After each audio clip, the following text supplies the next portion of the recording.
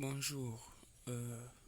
Dans cette vidéo, je vais vous donner la suite de la formation, en fait la suite de Range Break.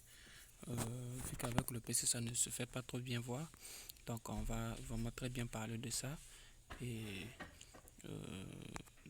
la vidéo de Range Break. Donc pour cela, je vais enlever les indicateurs parce que ici vraiment c'est pas trop important, c'est pas vraiment important. J'essaie de, on va enlever les indicateurs. Bon, on va pas tenir compte des indicateurs parce que ces indicateurs là pour moi sont vraiment très importants et pour d'autres stratégies sont vraiment importants. Bon, laisse-moi moi néanmoins enlever pour que vous puissiez savoir. Voilà. Donc, comme je vous disais que la stratégie, ma stratégie, c'est sur le scalping précisément. Donc, cette première stratégie, c'est sur le scalping précisément. Donc, en quoi ça consiste? Je vais faire un terme de rappel. C'est que c'est quoi? Vous allez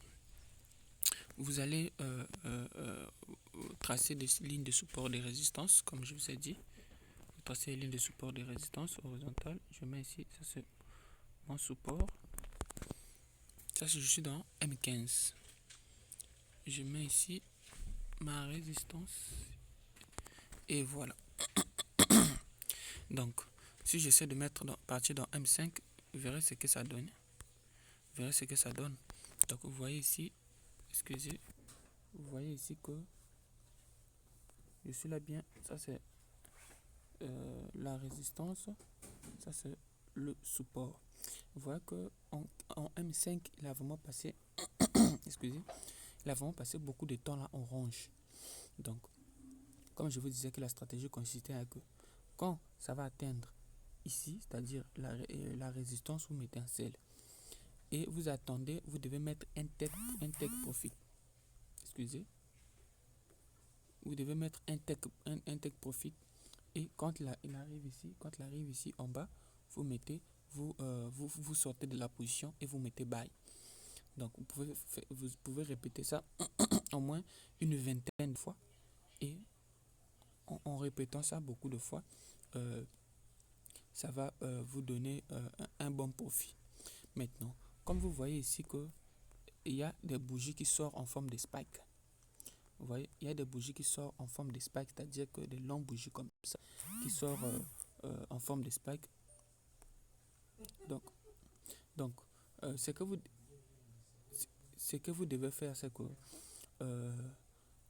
pour éviter ces longues bougies-là, en fait, pour éviter d'être surpris par ces longues bougies-là, ce que vous devez faire, c'est quoi?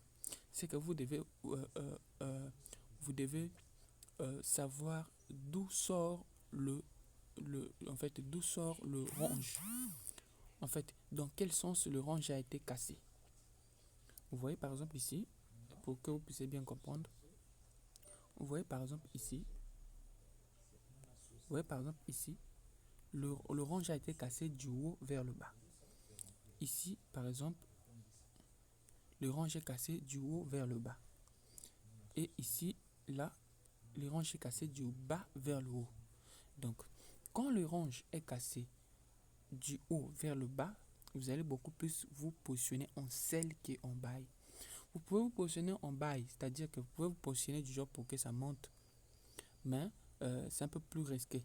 Donc moi je vous conseillerais mieux de vous positionner en sell. Donc quand le range, quand je vous dis que quand le range sort, en fait quand le range ici, comme vous voyez ici, ça sort du haut vers le bas, c'est-à-dire que ça avait chuté, c'est-à-dire qu'il faisait le range et du coup il a chuté. Quand ça fait ça, vous devez beaucoup plus vous positionner en sell que en buy. C'est-à-dire vos positions devaient être en sell qu'en buy.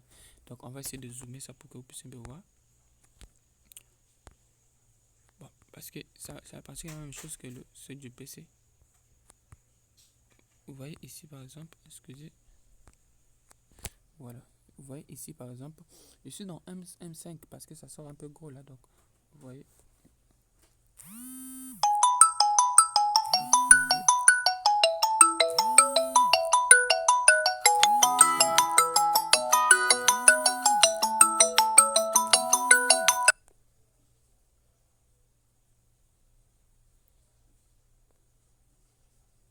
excusez pour l'appel. Donc, j'étais là. Je disais que, vous voyez ici par exemple, je suis là dans dans la même bougie. Là, c'est en train de fonctionner. Là, la connexion, excusez.